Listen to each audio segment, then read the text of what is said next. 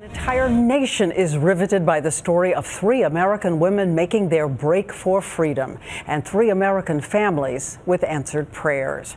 These are the faces of Amanda Berry and Gina DeJesus, abducted as teens. A third, Michelle Knight, vanished at the age of 20, and now all 3 have been found alive after life inside this home. A flag on the porch, a crime scene inside.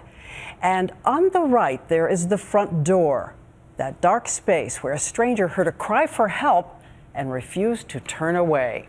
Tonight, we have new details about the women, the 3 brothers under arrest, and the heroes of this rescue as breaking free the escape in Cleveland begins. And ABC's David Muir is there. David.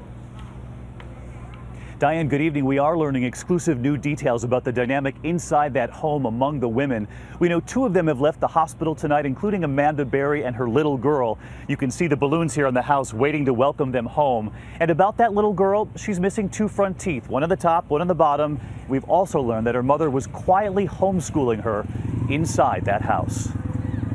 Tonight, the balloons and flowers growing, a homecoming waiting for Amanda Berry. Seen here in the middle with a smile, while in the hospital overnight, her sister Beth on the left. And today we learned that little girl to her right, her daughter, Jocelyn, just 6 years old. Late today in an exclusive one-on-one with Cleveland's Deputy Chief Ed Tomba, he told us Jocelyn is doing well. She looks great, happy, healthy. She was eating a popsicle last night. The little girl? Yeah.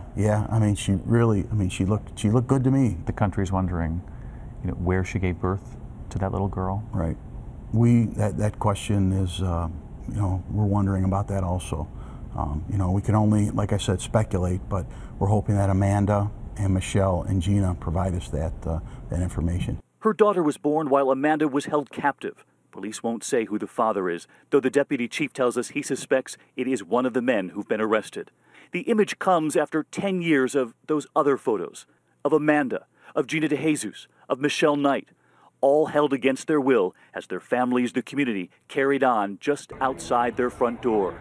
Until that moment, just 24 hours ago, the first time we heard Amanda Berry's voice in a decade. Help me, I'm Amanda Berry. You need police, fire, or ambulance? I need police. Okay, and what's going on there? I've been kidnapped and I've been missing for 10 years, and I'm here. I'm free now. There was a neighbor, Charles Ramsey, who heard screams from inside the house. Amanda Berry, now 27, pounding on the door to escape. We had to kick open the bottom. Luckily on that door was aluminum. It was cheap. And she climbed out with her daughter.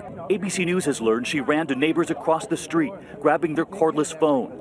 And you can hear her fear that the man will return.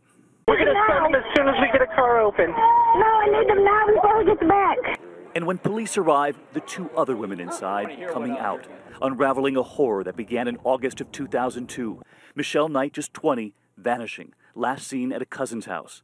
And then April next year, 2003, in the same neighborhood, Amanda Berry, 16, disappearing the day before her birthday. A year later, April 2004, Gina DeJesus, just 14 years old, disappears while walking home from middle school. ABC News has learned authorities now suspect the 3 women spent a lot of time tied up in Castro's home until Amanda broke free and took her chance. On the porch waiting for her, Amanda Berry's family, and they tell me they're now waiting for her little girl, too. Did you ever think this day would come? Yes. You did? Yes. You never gave up hope? No. Never. Her cousin Destiny with tears and with the card that's waiting. Do you remember the last time you saw her?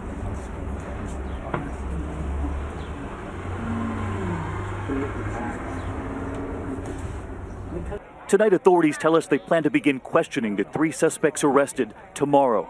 52-year-old Ariel Castro, who owns the house. His brothers Pedro, 54, O'Neill, 50. And this evening, police have no evidence that any neighbors, any bystanders, ever called about that house on Seymour Avenue. An entire community focused on that one house tonight, but when you walk down Seymour Avenue here, you get one question from everyone, which is how so many years could have gone by without any sight of those young women at all. You can see how close the houses are together, and yet no one ever saw them. Authorities told us late today they plan to ask the victims if they were kept separately. The house has 4 bedrooms, the basement 760 square feet. And tonight, new insight into what it was like to live inside that house. The FBI telling us those women formed a bond. You've been in the room the hospital rooms with these young women? Yes. You've seen the bond yourself. Yes, I saw it last night. It was apparent these ladies have been through a lot, and they were there for one another. You could see the way they looked over at each other and were concerned of where the other one was. They were asking about each other. Yeah, they were. In fact, that relationship's so strong, the FBI telling me that each of the women were asking to check in on the others in their respective rooms. And in fact, it was Gina DeJesus, not the mom of that little girl, who pulled out the artwork first to show the FBI, to show all the officers who'd gathered there, Diane. Proud of that little girl, too.